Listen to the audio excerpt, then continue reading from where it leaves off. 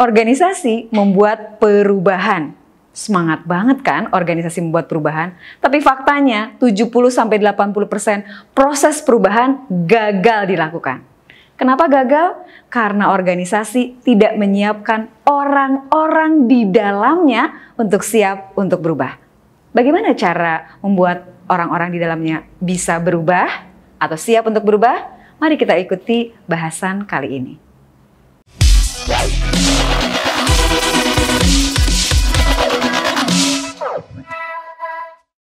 Organisasi itu semangat banget bikin perubahan terus-menerus, apalagi di era perubahan cepat saat ini.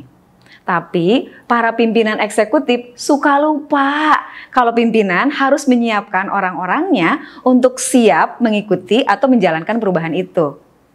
Nah, berikut ini ada penemuan atau ada penelitian dari Holt tahun 2007, gimana caranya membuat orang-orang di dalamnya itu siap untuk berubah.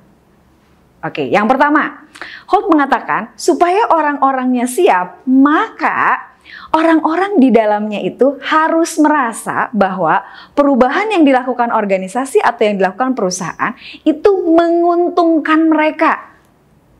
Jangan coba-coba bikin kebijakan yang itu kebijakan perubahan gitu, perubahan yang lebih baik, tapi nggak membuat mereka merasa mendapatkan keuntungan dari perubahan itu. Alih-alih merasa mendapat keuntungan, justru mereka lebih merasakan ini mengancam mereka atau ini justru membebani mereka lebih banyak. Kalau kondisinya seperti itu, susah banget loh mereka akan siap untuk berubah. Oke, itu ciri yang pertama atau itu tips yang pertama. Tips yang kedua, supaya orang-orang atau SDM di dalamnya siap berubah, mengikuti perubahan yang diharapkan oleh organisasi, maka pimpinannya dahulu yang berubah. Jangan minta bawahan untuk berubah sebelum Anda terutama sebagai pemimpin berubah dan mencontohkan perubahan.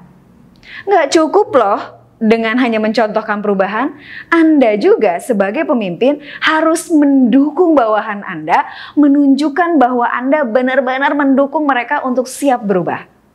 Itu adalah cara untuk membuat bawahan atau tim Anda bisa siap untuk berubah.